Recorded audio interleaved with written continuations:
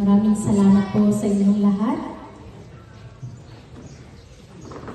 Sa ating pong Public District Supervisor, Ginang Bernadette M. Manyo.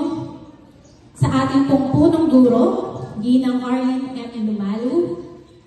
Sa ating pong PTA Graduating President, Ginang Belen Sundia. At sa ating Honorable Barangay Chairman, Mr. Nardo Nagyan. Isang pagbati ng magandang gabi or paggabi na po sa pinagpala ng poong may likha sa barangay ng San Roque. Nais ko pong batiin ang mga gurong naririto na patuloy na pumapanday sa kaisipan ng ating mag-aaral, sa mga tagapamuno ng paaralang ito na patuloy na nagtataguyod ng antas ng edukasyon, sa ating pong mga barangay officials, sa mga bisita na nais matunghayan ang kaganapang ito, sa mga magulang na nagsusumikap, at syempre sa mga estudyanteng magsisitapos ngayong gabi. Naghahalong saya at kaba po ang aking nararamdaman ngayon.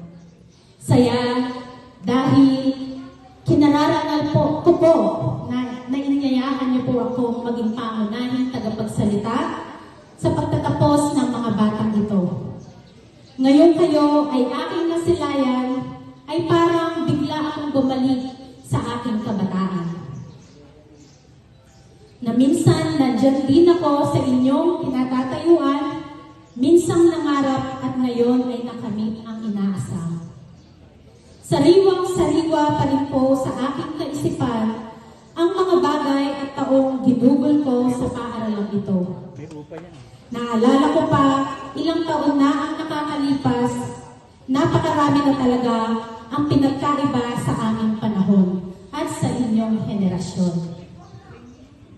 Ngunit marami man ang nag-iba, tiyak naman ako na ang kalidad ng edukasyon sa paaralang ito ay patuloy na pinagyabong ng panahon. Ngunit bago po ang lahat, nais ko po muna ipakilala ulit ang aking sarili sa simpleng pamamaraan lang po. Ako po si Eloida Manyalak Sabino, mas kilala sa tawag na Damdam. Pinanganak po ako dito at lumaki sa Barangay San Roque. At ako po ang bunsong anak ng mag-asawang Ramon Sabino na isang magsasaka at Carning Manyalak Sabino na isang magsasaka din po, minsan labandera at madalas po ay tindera. Kami pong lahat ay namuhay ng payak at simple dito lamang po sa ating barangay. Kung alam niyo po yung PK Purok 5. Ako po ay nagkapagtapos ng elementarya dito din po sa San Roque Elementary School, nagtapos ng high school sa St. Augustine Academy of Pampanga, nagtapos ng kolehiyo sa Guagua National Colleges, at nabigyan ng pagkakataon na magtrabaho sa isang ahensya ng gobyerno na ang tinatawag na Kagawaran ng Kalusugan o mas kilala po sa Department of Health. Sa gabi pong ito, nais ko pong maghatid sa inyong mga mag-aaral at sa mga nakikinig ng isang mensahe base sa aking karanasan kung paano ako nakarating kung saan man ako ngayon sa aking buhay. Ang unang ko pong mensahe ipapahatid ko sa inyo ay ang pundasyon ay ang magandang edukasyon. Ang edukasyon ay maaaring maganap sa formal at di formal na pamamaraan. Naniniwala ako na ang kalidad ng edukasyon ay hindi lamang nasusukat sa 4 na sulong ng isang silid-aralan. Nasusukat ito kung paano ninyo ito isasabuhay sa inyong katauhan, gagamitin sa inyong tahanan, at ibabahagi sa pamayanang inyong kinabibilangan. Ako din po ay naniniwala na ang una mong magiging pundasyon, matibay, matatag, ang iyong mga magulang o ang iyong buong pamilya. Ang tagumpay ay nakakamit sa pagtutulungan at tiwala ng mga magulang at anak. At ang pagkakataon pagkakaisa ng buong pamilya. Kaya ko po ipinakilala ang mga magulang ko dahil hindi ko po sila ikinakahiya. Dahil isa din po sila sa naging dahilan kung nasaan man po ako ngayon sa aking buhay.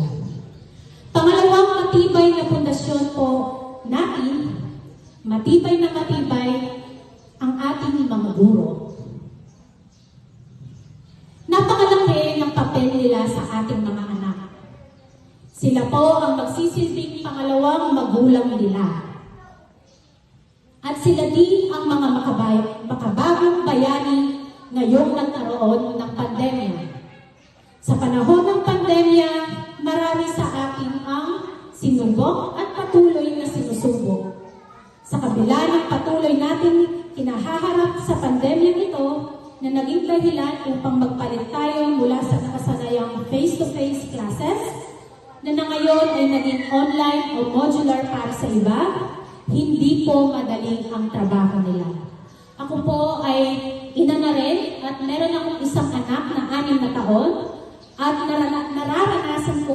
nararanasan ko kung paano magturo sa 6 na taong edad. At 15 minutos pa lang po yung pasensya. Di ba po? Minsan tayong mga magulang, mas gustuhin na lang natin tayo lang sumagot sa mga module. Di ba po ba? Kaya sa panahon naranasan ko po yun, talagang napakabilib po ako sa ating mga guro. Yung pagtsatsaga, pagmamahal nila, at pagpapasensya ay walang katumbas. Labis po ang aking paghanga sa ating mga kulirang guro.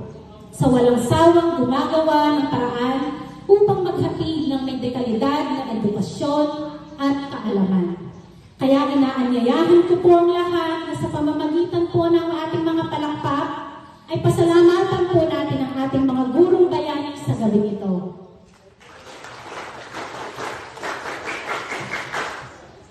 Labis din po ang aking paghanga sa mga batang ito, sa mga batang magtatapos na ito, sapagkat ito'y napagtagumpayan din ninyong lahat, na kahit naging mahirap ay patuloy kayong nagsusumikap upang makamit ang inaasam ninyong diploma.